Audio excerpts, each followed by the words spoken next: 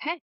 Well, welcome, Scott. Thank you so much for taking the time to speak with me today. Of course, I appreciate your invitation and your interest in my story, and I love to share my healing journey with anyone and everyone. So this is an awesome platform to do that. I appreciate it. Now, for our audience who they're not familiar, a lot of the audience are already familiar with plant medicine and the healing that comes along with that.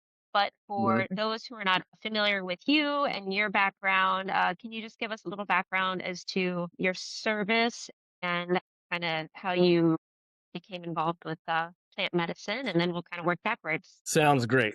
So I came in the military. Let me back up. I grew up in Oregon for the most part in a split family. My parents divorced when I was about 2 years old, if I'm not mistaken, and my dad moved down to California, my mom down to Oregon. I was born in Kalispell, Montana, so it was real pretty, but I didn't get to stay there for very long. And then, so I got used to living without my dad because he was off doing his own thing, starting another family with raising my half brother and sister, who I'm still very close with, love them to death.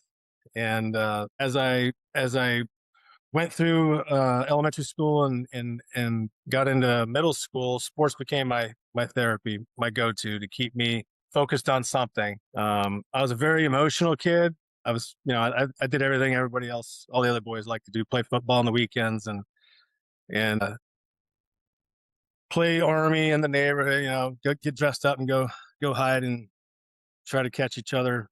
Kind of like capture the flag. But I started learning what I was going to do in the military pretty young.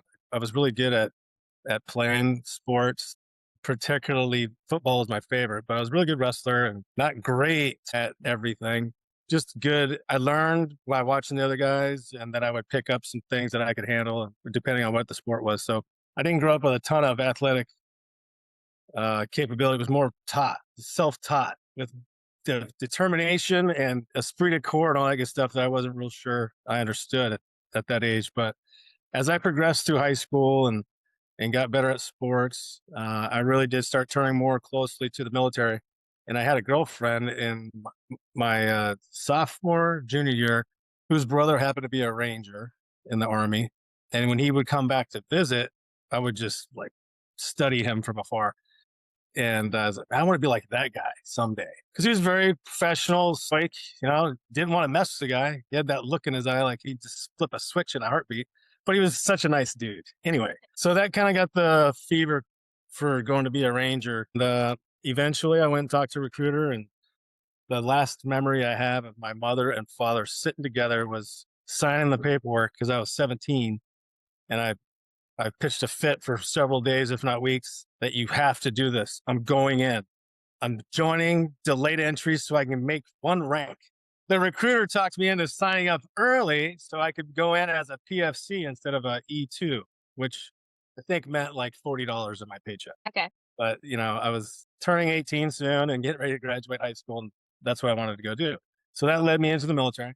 I had a ranger contract on the start, but I had gates that I had to pass along the way: basic training, airborne school, the ranger indoctrination program, 3-week gut check. And early on, that was a real good gut check because I was breathing down the fire hose. And then after you knocked out RIP back in those days, this was in '94, you would go to one of the 3 Ranger battalions, and then it started all over there because you're the new guy. So your best bet is to stay quiet and just do what you're told as fast and as efficient as humanly possible, and then just be quiet and continue and just take notes because you don't really know what's going on for about the first 6 months you're there. And you got to learn a lot of standard operating procedure, everything that most of the men you're working with know inside and out. You're asking too many questions. You just got to be quiet and learn. So it was a great place to start my career. I did 4 years active duty and got out. I left in '98, July of '98, and I stayed in Seattle. So I was stationed at Fort Lewis back in the day from '94 to '98. And that was where 2nd Ranger Battalion was co-located with a lot of other units, including, what's the name of that Air Force base? Lewis McChord Air Force Base. While I was knocking out college in Seattle, I was working, checking groceries at Safeway and singing karaoke at night. Thought I was going to be a big rock star for a while there.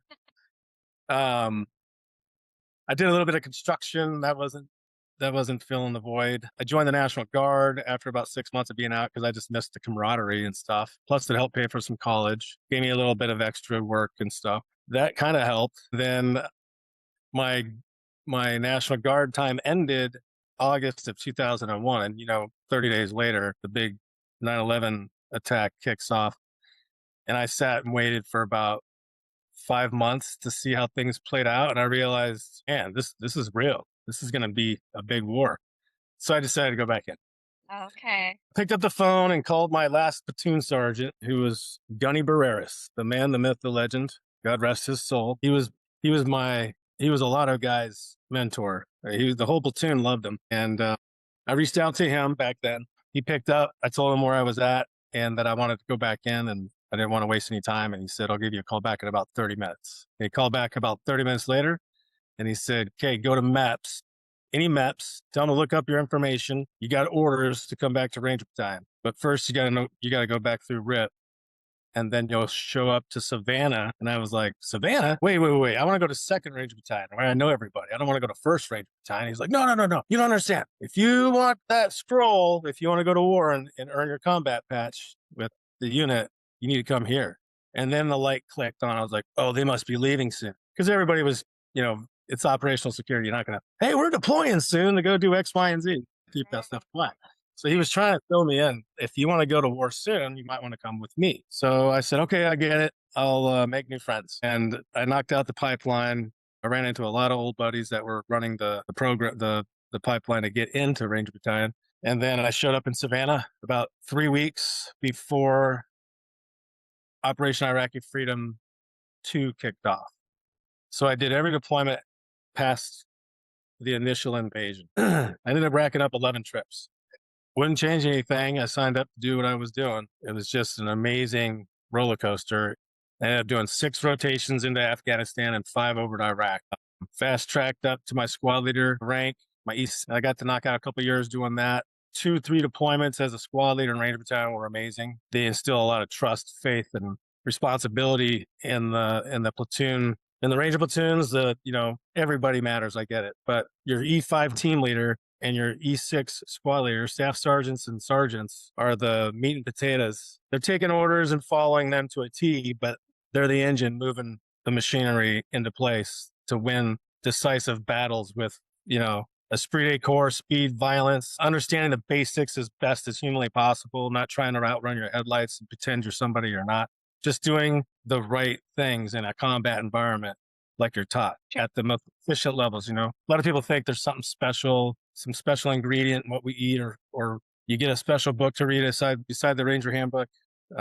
It's just a lot of training, a lot of repetition. Not a day or evening is wasted. You're just constantly learning and adjusting to whatever the enemy's tactics and techniques are.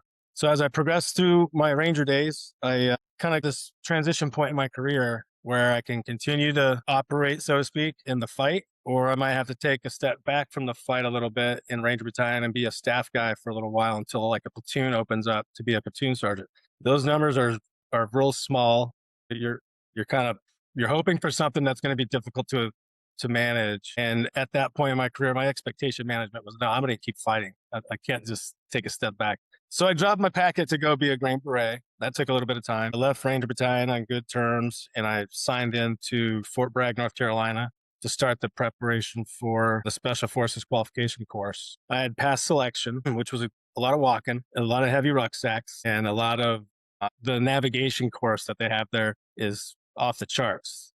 It's not as far as some organizations out there, but you're walking, on average, you're finding 4 points a night into the morning, early morning, and they're all about somewhere anywhere between like 5 to 7.5 kilometers apart. And you're going from one section of this training area. We're talking miles and miles and miles in the middle of the night. There's no illume. It's cold. It's raining, sleets, and you're soaking wet, but you can't stop moving because if you don't make time, which you don't know the time, but there's a time hack and you got to keep moving. You can't use the roads. You can't just creep and crawl and stay on your azimuth with your nose stuck to the North Sea Canaro. That takes too much time. So you're really just running and stopping briefly to look at your direction of movement and trying not to drift left or right too much. Dudes get lost every class. My class, a tree branch out in the course broke. It was huge, and it fell on a student who broke his back. So I mean, you could see guys get kicked, dropped from the course for all kinds of different injuries that you never would have thought of would have happened. Many guys don't complete that. Quite a bit, but there's a reason for that. Some of it is you didn't prepare. I get it. Some of it is self-induced, but some of it is also guys that are stationed overseas, like Germany or South Korea or other parts of Europe that are kind of just, if you're a country bumpkin and you love America and you're stuck in Korea your first couple of years, you're trying to get out of there. Yeah. Guys will just start doing some research and they'll figure out if they put in a packet to go try and be a Green Beret and they don't make it, they're already in America and they're going to get repositioned into a stateside unit Uh-huh. so they can get back into the good old US of A. So you'll see 400 or 500 people show up on day one to try to make it and become a Green Beret. On day one, that number gets cut in half just by the physical fitness test. So you start off in the morning with right around 500-ish, maybe a little less. And then by lunchtime, you've got 250 to 300, if that. And then, you still haven't done your 5 mile time drawn, 5 miles in 40 minutes in formation. You can't fall within an arm's length of the guy in front of you. So it sucks. It's it's mentally taxing because you just want to haul, you just want to take up, finish it if you're a good runner, but you're going to run an 8.5 mile pace, 8 minute mile pace in a big formation with instructors running around screaming, "You're falling behind, get up there." And people just quit. Right. So you just focus on the day, do the best you can each day. Don't worry about next month or next week or this or that. It takes a lot of time, but you figure it out and you make friends along the way and you start, sharing what you're good at with your fellow brothers and you try to make your student team, what do you call it? Let's call it your student team, your administrative ODA that you're learning the job with. You try to improve everybody as best you can and share what you know and how start making this thing shake and make each day as less stressful as possible because it's designed to suck. You're there to suck, but you just try to create the best that you can with whatever the situation is thrown at. And you know what? That's probably where the PTSD started Right. before the deployments, but it was a great experience. You learn a new language. You start to learn a culture that you're going to be assigned to work in, your geographic area of responsibility. Mine being South America, Central and South America, because I was assigned to 7th Special Forces Group, which their area of operations predominantly Central and South America. So you got to learn Spanish, and you start to learn their culture. Oh, wow. They're not all the same. They all have their likes and dislikes. And the tentacles of being a Green Beret can spread out in so many different ways because of your access and placement, your ability to blend in. And, you're not a fire breathing, young ranger who doesn't know anything except take orders and go execute, so to speak. Right, right. There's a seasoned guy who's been in 10 or there's some younger Green Berets, don't get me wrong, but then the majority, they're seasoned NCOs, men or women. There's no women Green Berets yet, but they're coming. But there's plenty of female enablers that assist that access and placement, depending on what the role is and where you're working. In Afghanistan, they stood up the female engagement teams, FET teams, and they were designed to give the ODAs a little bit better access and placement into these smaller villages by working with the village, the mothers and young women and stuff like that, trying to help teach them some trade craft like sewing or cooking or this or that. And it sort of had some pushback, the first 6-7 months, I think. But as the locals started seeing things slowly improving, daily life rituals starting to shift a little bit to improve the whole village way of life or whatnot, they started embracing a little bit more. Unfortunately, that's a story of the past, the way things ended up. But there was each deployment going back, you would start to see things starting to shape out a little bit better. It wasn't doom and gloom every time.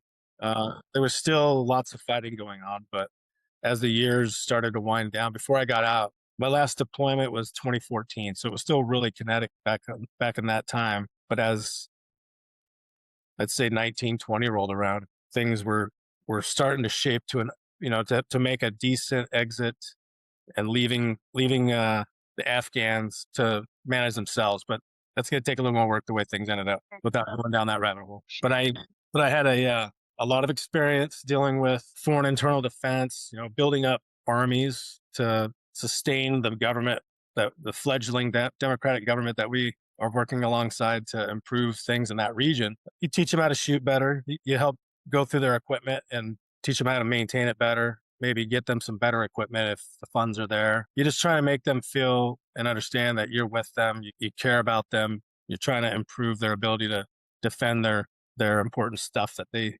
call home. But we also would do quite a bit of counter narcotics stuff where by, with, and through said units or agencies to either provide security, additional layers of security through our contacts and networks, gathering information that may be useful for them down the road. So there's a lot of interagency work that you got to do in those days. After getting out, so I retired in 2018, but if you back that up to 2015, so I came home in December of 14. I was gone that pretty much that whole year, beginning in the beginning of April. So April 14, I deployed in to Afghanistan with the commando mission, and I ended up coming home that deployment December of 14.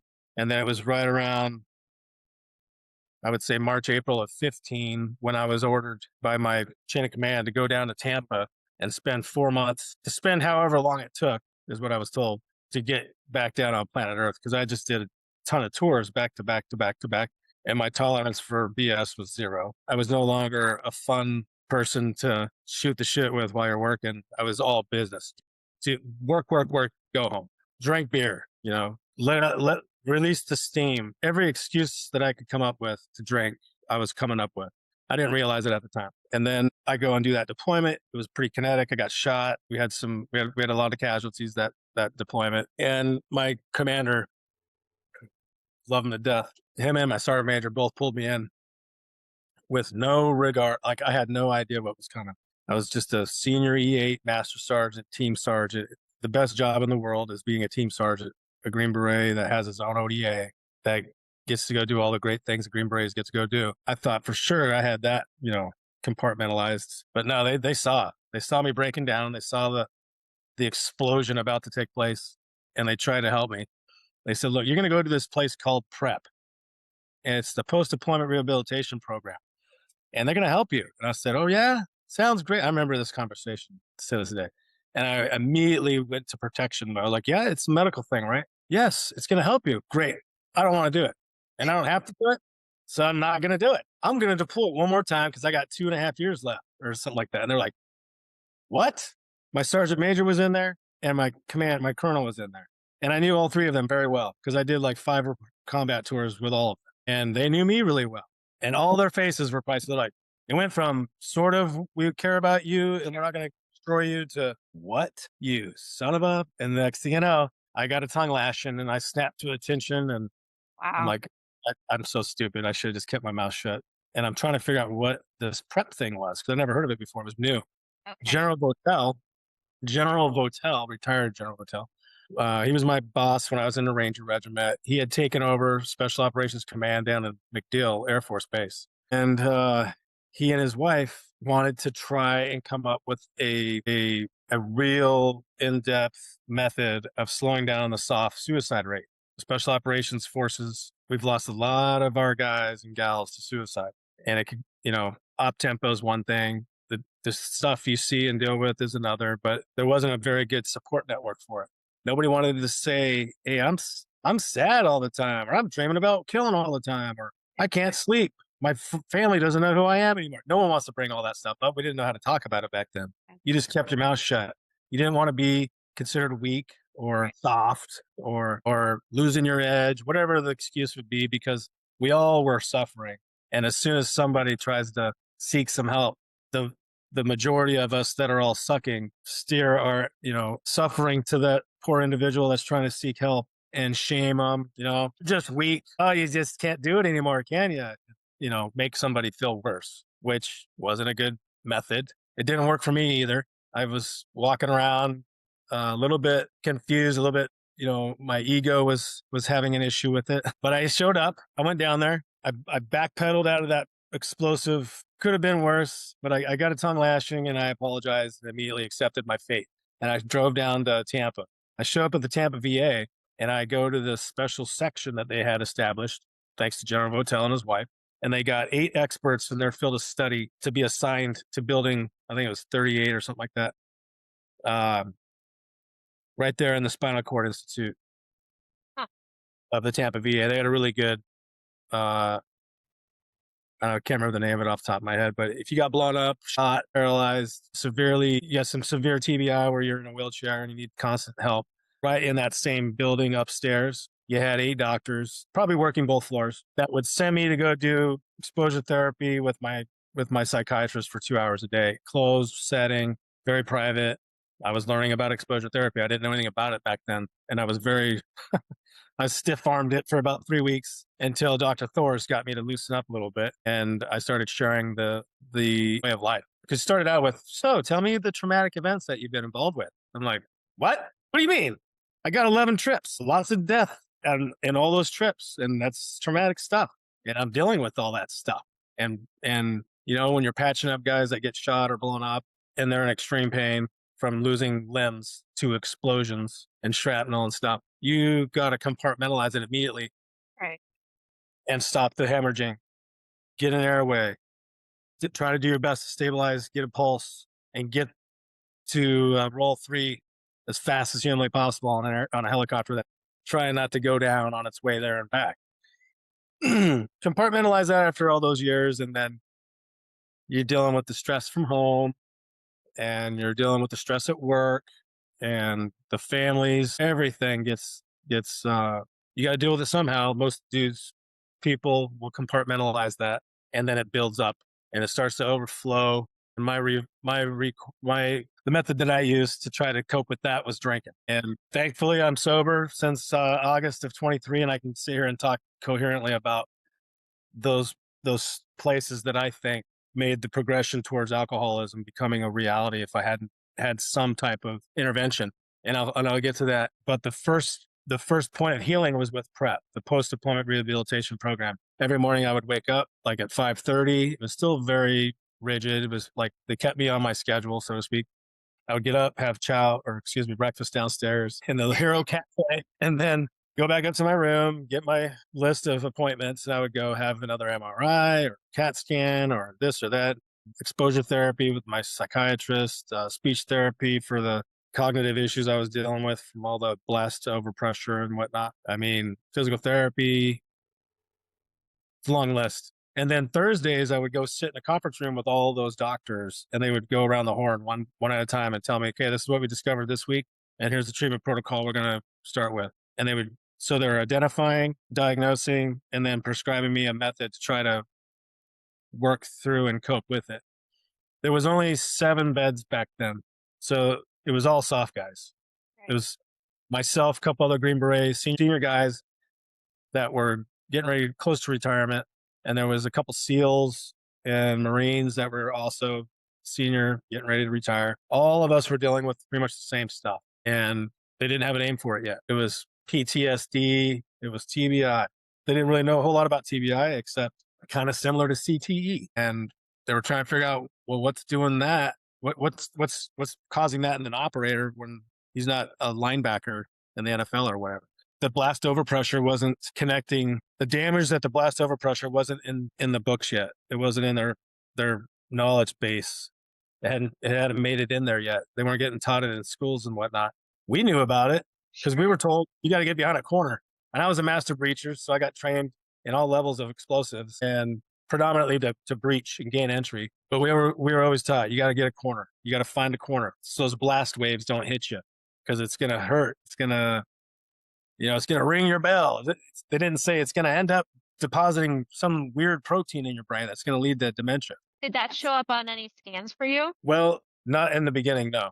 What they did notice was a 4 millimeter cyst on my pineal gland. Through an MRI, they noticed that.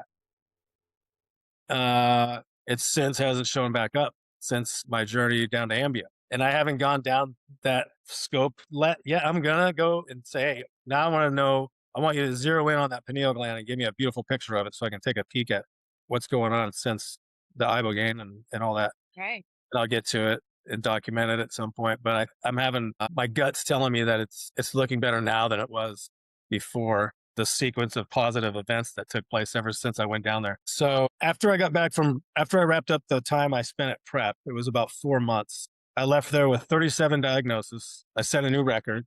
Leading up to that, it was like 18 or 19, I think. A Navy SEAL had the record, and I took it. Just kidding. I took what 37 awesome diagnoses that I gained after all those trips. And back in those days, this is late 2015.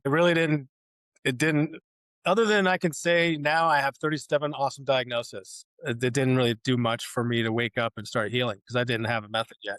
They give However, you prescriptions? yeah, and I'll list those out for you.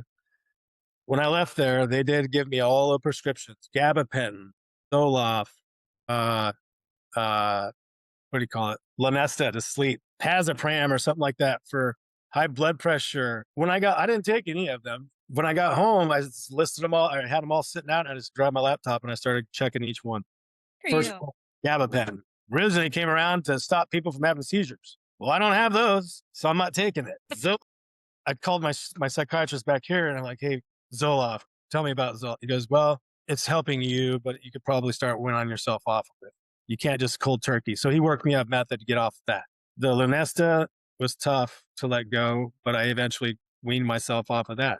But at the time, I was just increasing the alcohol to numb me enough to get some sleep because I just couldn't sleep.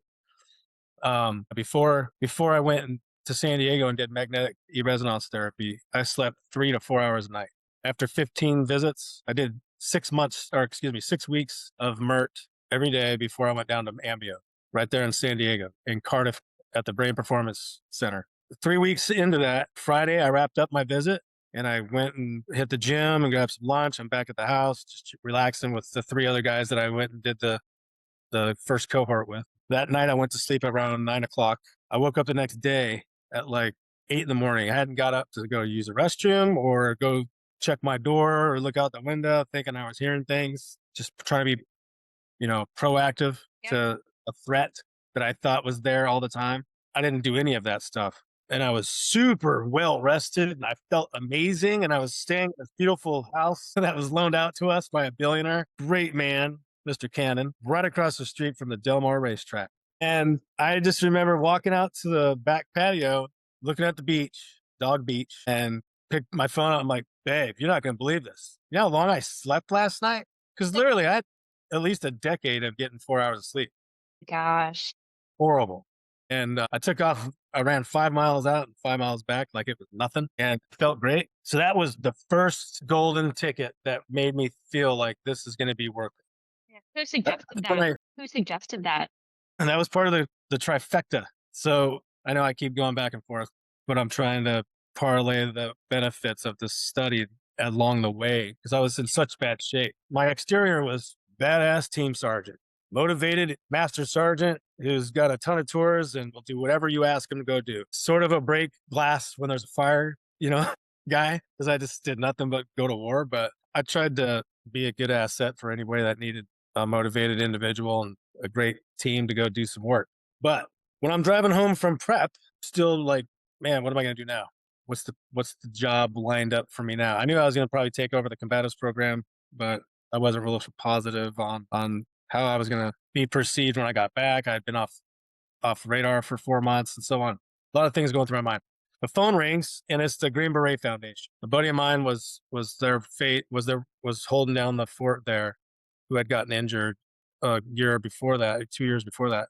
And he's like, bro, congrats. You broke the record. You got it now. 37 diagnosis. Way to go. And I'm like, yeah, man, thanks. What can I do for you? I'm almost home. Well, I got something for you. We're going to give you $5,000 to go do HBOT like tomorrow. And I go, no, what are you talking about? I just got back from this prep thing and I don't want to go do more help or more things that we're not sure are going to do anything for me. He goes, well, we got a lot of good results. You talk to the boss, you're good to go. So I made the calls for it. He already had it all lined up.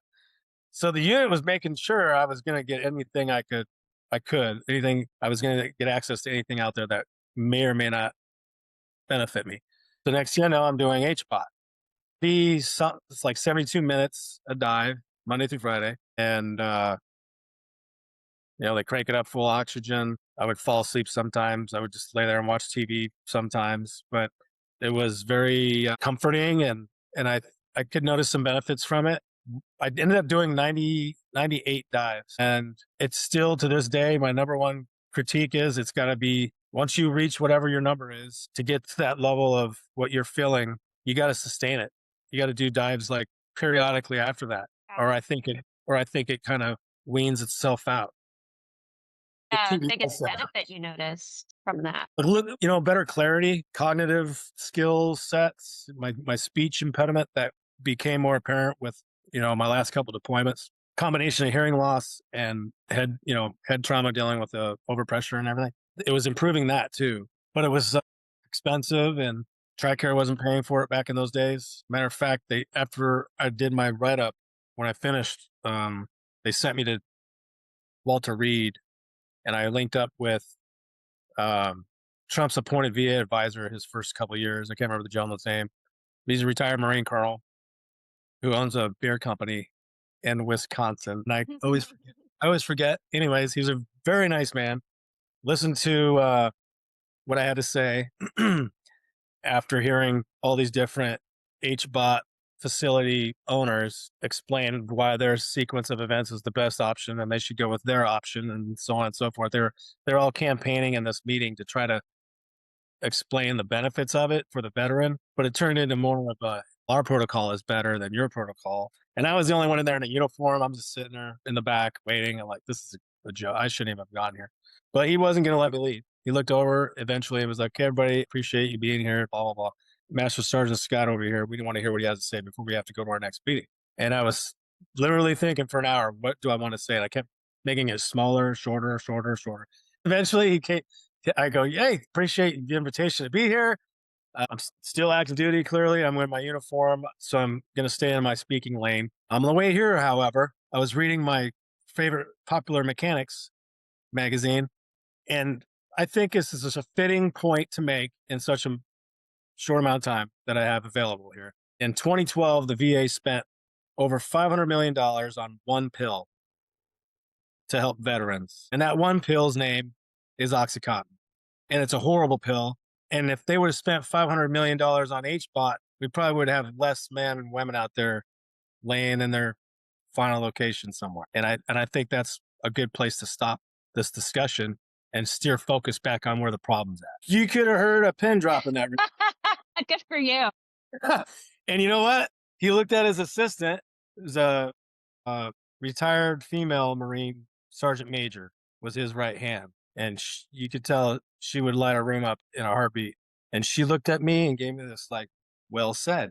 What's your name again? Full name, your phone number, and all my contact information. And they ended up contacting me later, a couple months later, and I had to steer him over to the public affairs officer for the unit. But I got their attention for whatever it did. I hope it helped somebody eventually. And then I went back to work and I did what I was assigned to do, revamped the combatives program for the unit and handed it off, brought somebody in that I could train up to hand the project over to.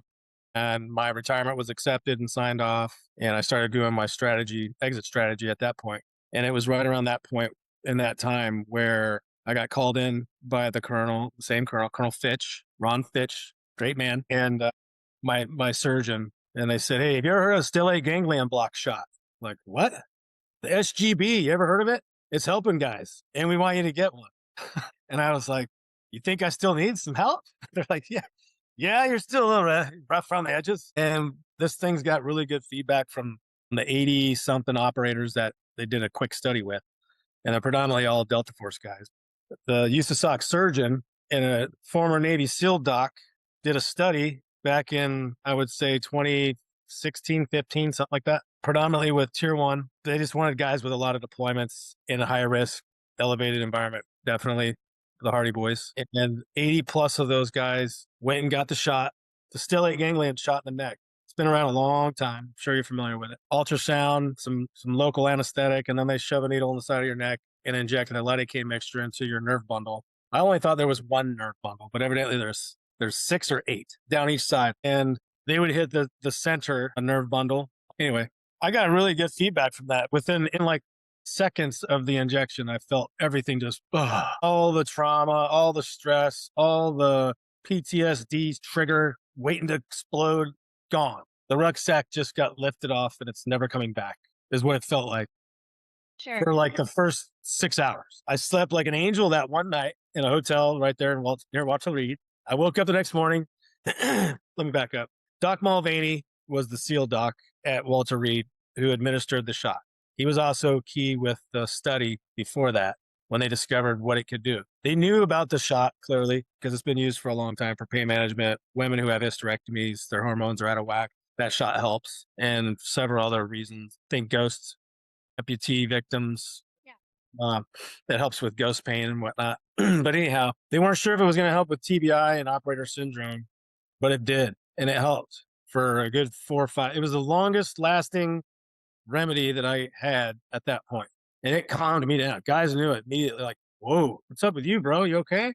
Because I went from pissing and shit and fire and vinegar to just calm and collected and just in my own space, right? But it was so new. I hadn't had that calm space since I was a kid. I had no words for it. All I knew is I was just telling guys, "Hey, man, I feel good." And I was the first guy in seventh group to go get it. So of course they wanted me to write do the write up. I said I would go backing it up. When they told me about it, I said, only way I'm going to go is if surgeon goes with me. Trip, you're going with him. Yes, sir. So I had my surgeon rolling my TDY with me to Walter Reed. And when we got there, we walked straight into the clinic, shook hands with Mulvaney, told him I appreciate you doing your study and I hope it works with me because if it can help me, it's going to help a lot of other guys at the unit. And I was the test bunny because I just had so much in my bag, so many deployments, and I was wired so tight back in those days. They're like, if it calms this dude down, it'll help anybody. And it did. I immediately felt relief. And there was a bunch of other doctors in there because his study was just fresh and new. And they got this guy flying in with his doctor from the unit to see if it'll help him. So there was a lot of faces in there, a lot of jibber jabber. Trip looked at me. He's like, Scott, you okay? I was like, you need to tell everybody to bleep, bleep, bleep, bleep, bleep. And I just did it to be funny, but I kept my poker face like a rock star. Yeah. And they're all like, oh no, we're upsetting the. And then I laughed hysterically like a psychopath. And I'm like, oh, I'm just kidding. I feel amazing. Jumped off the gurney and and Mulvaney's like, take it easy, take it easy. You could get dizzy and fall or whatever. And I was like, man, I feel amazing. I feel so good. I can breathe. Everything is awesome. And they're like, okay, another successful shot. And Doc was like, okay, go out, have dinner, hang out, do your thing. Don't drink and don't take anything to sleep tonight. Just turn off all your static. No TV. Don't have a fan blasting. Air conditioning's fine, but we don't want to get rid of all your distractions. No white noise. Just see how you sleep tonight. I was like, fine, I'll do my best. I had a CPAP at that point. I had white noise box. I had Lanesta. I was trying to get off of that. You know, I was trying not to go to my for sure backup plan, which is go down to the bar, get a shot, a couple shots, a couple beers, go back upstairs and pass out. Sure. And I didn't do that. I slept. I don't remember dreaming. I remember just trying to get myself to accept it. And I remember killing the light and then Yeah. drifting off. So that gave me the ability to keep trying to sleep. It wore off. The benefits of it wore off about 3 to 4 months later. Sure. Next thing I know, I'm back in the bar after work with buddies of mine doing the same routine. And then my surgeon kept an eye on me. He was told by Mulvaney, hey, it'll last probably about a year long. When you start seeing him slip, try to get him to do another one. We've seen guys need more than just one based on their deployment history and whatnot. So he hit me up. He's like, hey, bro, how you doing? I'm like, I'm fine. What's up? He goes, I think you need another one. Let's do another one. And I was like, fine, man. I think I do too. Let's do it. So at that point, I just went straight to Eglin Air Force Base to the pain management clinic because I figured out they've been doing it for a long time too. Right. For all the pilots and whatnot. I went in there, knocked it out. I didn't tell them who I was like, I just need to get a stellate ganglion shot, please. The front desk lady's like, okay. Books the appointment. I show up, I get it. And after I'm done, I'm sitting there talking to the pain management doctor. He's like, so you look too stocky to be a pilot. What do you do here? I'm like, oh, I'm in 7th Special Forces Group. And his face kind of went, you're an Army guy. And I go, yeah. Twisted steel and sex appeal. And I was laughing and great. I'm going to hear about this one. Unbeknownst to me, it's a SOC, Army Special Operations, Marine Special Operations, all the different branches. Sure. There's soft community medical apparatuses. Well, concerned and protecting their force. They can't ruin the force. The boss will lose his mind if we're all a bunch of peaceniks. You know what I Right. mean? Gosh. So I can only imagine what they were thinking, but they weren't supposed to be injecting any of the Green Berets at Eglin for whatever reason, right? Huh. Bureaucracy, whatever bureaucratic reason.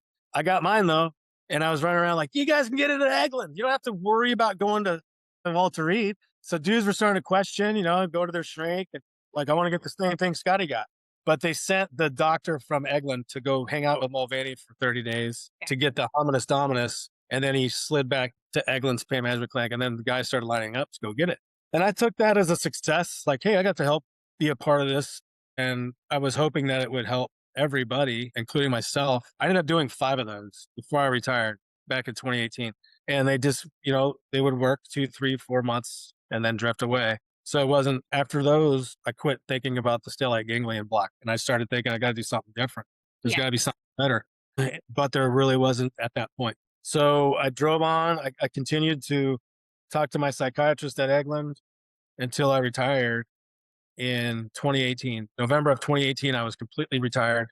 And then I started going through the debacle of trying to get my disability through the VA. You figured after being shot, blown up, 11 tours, 4.5 months in the Tampa VA prep program where they diagnosed me with everything, right? The VA did it. So what am I waiting for? You should just take the discharge summary from prep and give me 100% because I got it Right. a year and a half after I retired. Thanks to, it would have been longer if I hadn't reached out to my District 1 for Florida congressman at the time was Matt Gaetz. His VA appointed advisor was money. And I reached out, got in touch with him, told him what was going on. Next day I get a phone call from him. You're going to get a call from the secretary or whoever, the person that runs the hospital for TRICARE East down in St. Pete. You're going to get a call from this person. Please don't lose your mind. Don't get hung up on. Don't ruin this call. But you're going to get a tongue lashing more than likely. She's a retired Marine.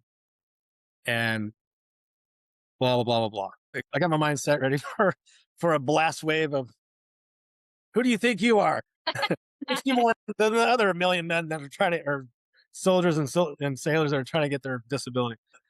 I took the lashing and I appropriately, and within 3 weeks, it was settled and I got my back pay and I started paying my bills on time and putting food on the table for my kids. I was a single dad back then.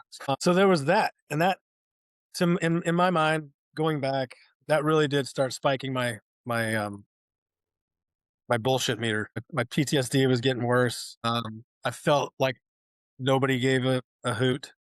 I felt like I had no support network. I was burning up the phone, emails, doing everything. I wasn't just sitting there whining. I was being very proactive to try to get my disability done. Once they finally knocked that out, everything else was smooth sailing. This combat CRSC was another benefit that I was guaranteed to get, but it just takes time and you got to have certain things done before they can even start the proceedings to see if your injuries are all from combat or preparing to go to combat. And they all were. So long story short, I ended up getting 100% disability and I ended up getting 100% combat service related special compensation. And that gave me some breathing room I was still contracting a little here and there, doing some security stuff, but not full time like some guys were. And then I was still focused on in the periphery. It was starting to come out of the periphery and sit and had its own spot on the dinner table, so to speak. And that was what is there available to get better? I won't stop drinking. I need to stop doing this destructive pattern. I thought about the AA stuff. I went and sat in a couple of those meetings. It just wasn't my gig. I could not relate to anybody in there, and it just wasn't for me. A good friend of mine came down to visit me with his daughters, as he usually did during spring break. He lived still is up there in Georgia, about a quick 3.5, 4 hour drive, right? So he's down visiting, and he happened to be at the time on the board of the SOCF nonprofit Special Operations Care Fund. And they were aware of the SGB benefiting their guys because they predominantly were helping Delta Force, SEAL Team 6, Tier 1 guys and their families. And they were also hearing, thanks to Marcus and Amber Capone, some from the SEAL side of the house, hey, there's this medication you can take down in Mexico that's illegal in America, but it's not there. And it's helping like completely reset these boys that are, on the edge. They go do this and next week they're hugging and smiling and back to work. And I'm like, what? This has got to be a joke. And so Mike, who used to be on their board, he's down visiting and he's telling me about this thing. You're like, we're starting to get this study concept put together. Like it's going to include hormone replacement therapy, magnetic resonance therapy, and this medicine called Ibogaine that we're not real sure is all about, but it's doing some amazing stuff. And I'm like, what's MERT? Oh, magnetic resonance therapy. And he explains that real quick. And I'm like, Sure. okay, that makes sense. That probably helped me. HRT, sure. That's even better. It's expensive and I don't have the money to support the real HRT. So I'll give that a shot. Warrior Health Foundation was behind the hormone replacement therapy. I'm still getting it delivered every 2 months. I still feel like I'm in the best mindset shape of, I can get up and go do whatever I got to go do and not worry about the aches and pains along the way. So having your hormones at peak performing level is awesome.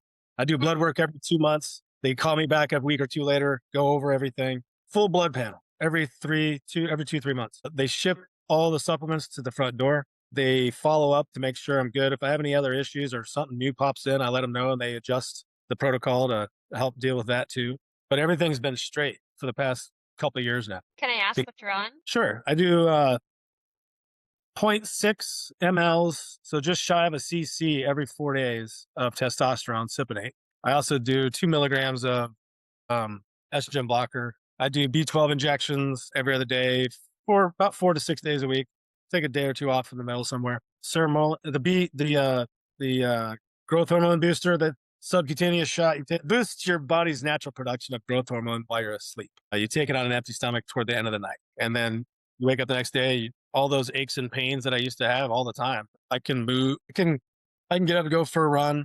I can go to the gym. My body isn't vice grip getting tighter and tighter and tighter like it used to be, from all the different ailments and injuries that I didn't go get looked at because I was too cool and didn't want to be the guy that had to go get looked at. Hi.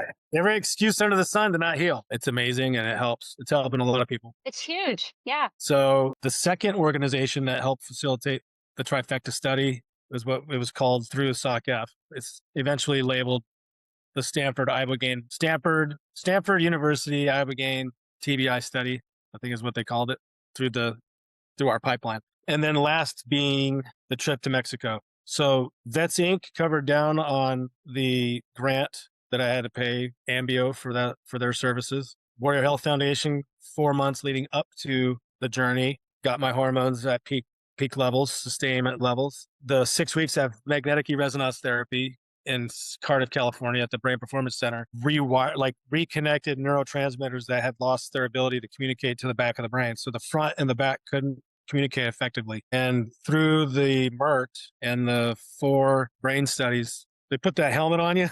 Yes, yes. Sensors. Is it ESP or something? But it can monitor how my brain is reacting to stimuli. And it was really slow, or you could tell I had some issues when I first got in there. Right. And 3 later, they saw a lot of activity, things improving. And then I wrote about this in my book.